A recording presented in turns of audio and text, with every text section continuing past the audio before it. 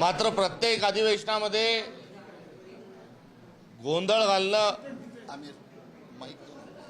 सभेचं कामकाज रेटून नेणं हा सत्ताधारी पक्षाचा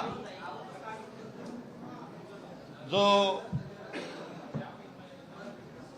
एक केविलवाणा प्रयत्न आहे, किंबहुना लोकशाहीच्या मूल्यांना तिरांजली फासणं ही एक प्रक्रिया सुरू केली आहे। यापूर्वीचे या पाचशेवी बहुमत असणाऱ्या सरकारचे सर्व अधिवेशन जर आपण बघितले तर तो जणू काही कुस्तीचा आखाडा आहे अशा प्रकारचा भास होतो। कुस्तीचा रांगडा खेळ आहे, कुस्तीच्या आखाड्यातले नियम आहे आणि तसा आखाडा असला तरी हरकत नसावी, मात्र अत्यंत टपोरीपणा ज्याला म्हणतात, गल्लीतली रेटारेटी ज्याला म्हणतात, तशा पद्धतीनं विधानसभेचं कामकाज हे महाराष्ट्रामध्ये संपन्न होत आहे। त्यामुळे या आजपर्यंतच्या या सरकारच्या देवेंद्र फडणवीस भाग 2 गँग ऑफ ट्रिपल इंजिन सरकार भाग 2 सरकारच्या आतापर्यंतच्या अधिवेशनाच्या आणि संसदीय मूल्य गुंडाळून ठेवल्याच्या अनुषंगानं मी या ठिकाणी खंत दुःख व्यक्त करत असताना निषेध करतो आणि उद्यापासूनच्या अधिवेशनामध्ये या महाराष्ट्रातले जे मुख्य प्रश्न आहेत त्या मुख्य प्रश्नांवर चर्चा व्हावी। जे आरोप होतील त्या आरोपाच्या अनुषंगानं त्याचं उत्तर द्यावं।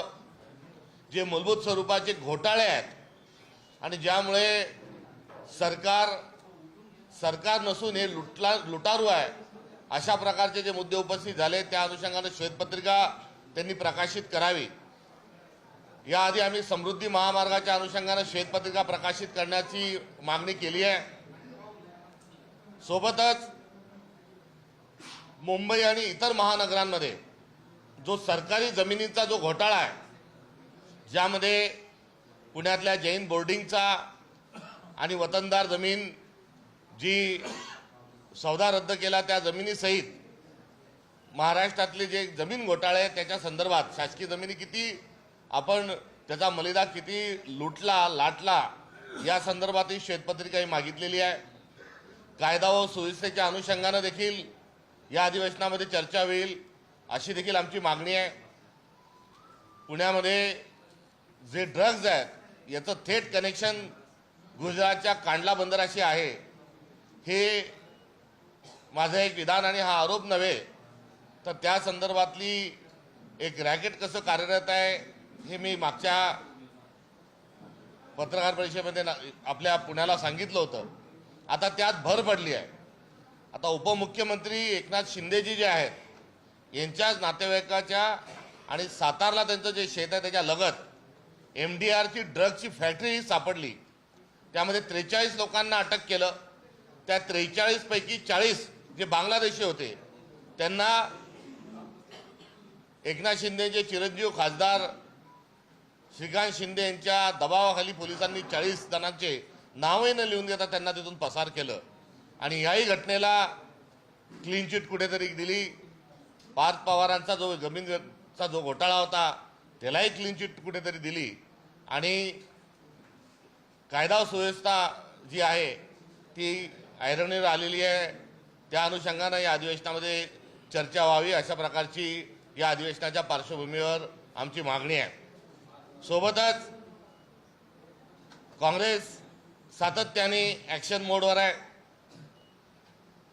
पुणे महानगरपालिकेमध्ये आम्हाला अपेक्षेनुसार या ठिकाणी जागा मिळाल्या नसल्या तरी माफक यश मिळालं करिता पुणेकरांना आम्ही धन्यवाद देतो। मात्र ते देत असताना सर्वात मोठा विरोधी पक्ष म्हणून आमची जी महाराष्ट्रातली भूमिका आहे ती साकार केला जाईल त्यासाठीचा संघर्ष आम्ही करू। पुणेकरांच्या ज्या समस्या आहेत त्यासाठी आम्ही आंदोलक आणि आक्रमक स्वरूपात होऊ।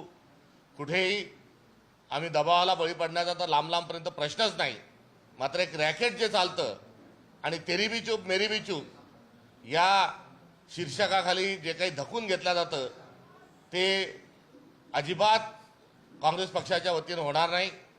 प्रशासकाच्या काळात मोठे झालेले भ्रष्टाचार, मोठे घोटाळे जे आहेत ते देखील काँग्रेस पक्षाच्या वतीनं पुणे महानगरपालिकेच्या अनुषंगानं पुढे आणल्या जातील.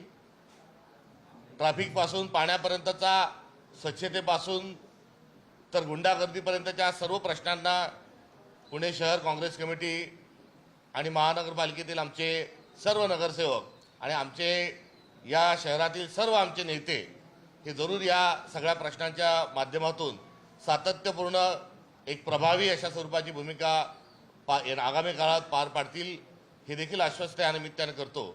आणि महाराष्ट्रावर जे संकट आलं आहे, जे अमेरिकन ट्रेड डील जे झालं आहे, त्या अमेरिकन ट्रेड डीलमध्ये सोयाबीन, कापूस, मका या 3 पिकांचा सरसकट जो आहे तो फटका बसला आहे.